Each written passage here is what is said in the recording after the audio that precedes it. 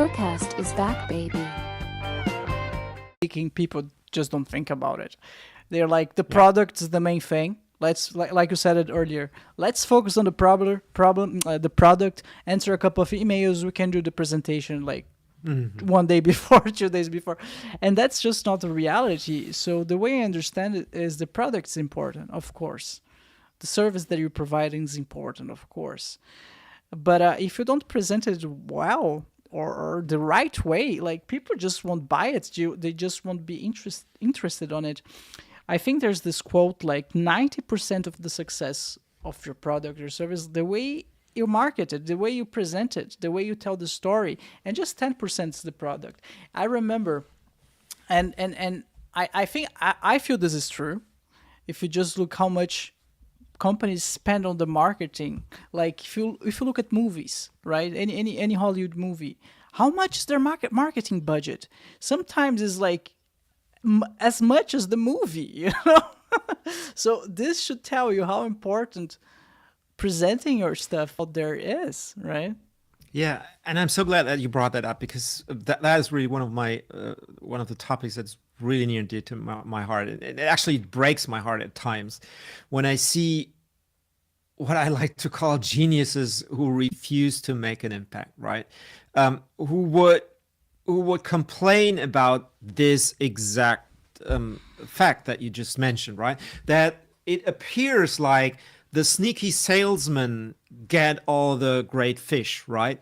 That they would somehow cheat their way to success because really our product is so much better and so much superior to their inferior offering, and that they would somehow be cheating. But that's not how the world works, right? Because no audience in the world and no customer owes us anything.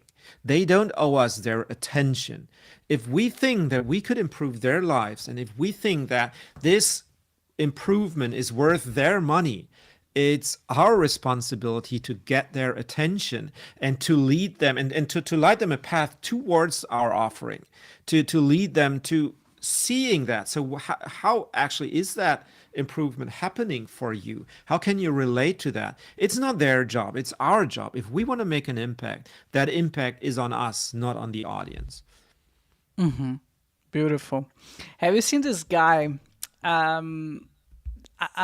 don't know how to put it. He was just selling, like, you know, like in many countries you just have your clothes, and you want to dry your clothes, you put them on the wire outside on the sun so they can dry, like a simple normal wire. I don't know, like, to dry your clothes. Mm-hmm. This guy, he went on Amazon and he just put the name of his product, like dynamic solar technology that dries your clothes extremely faster than anything.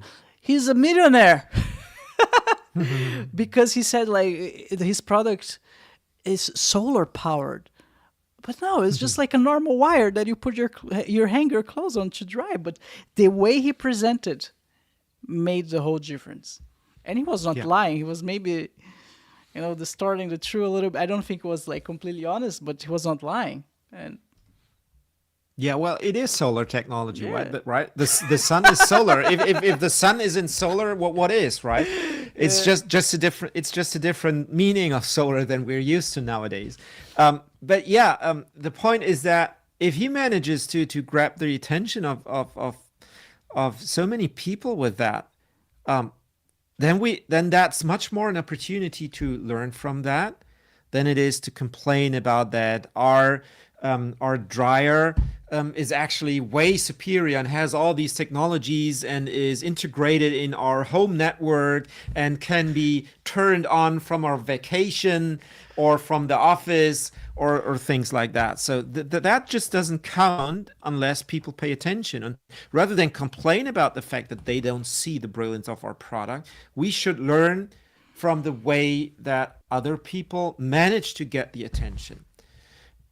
And here's where it gets beautiful, because the moment that it clicks for you, the moment that you find those words, that you find the sweet spot for you, you will have a huge advantage compared to them, because if it's true that your product and your service is truly superior, if it really is as great and as exceptional as you tell me it is, then finding those great words and telling a true story with them will mean that you will build the trust of your customers, and that kind of the sky is the limit at that moment.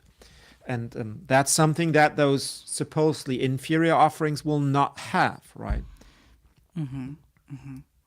Yeah, but I mean, that's another challenge. It's already an extreme challenge to build a great product. And then you have this additional challenge that is finding the right words, finding the right story. That's also hard. Yeah. Yeah. But just bring me up, right?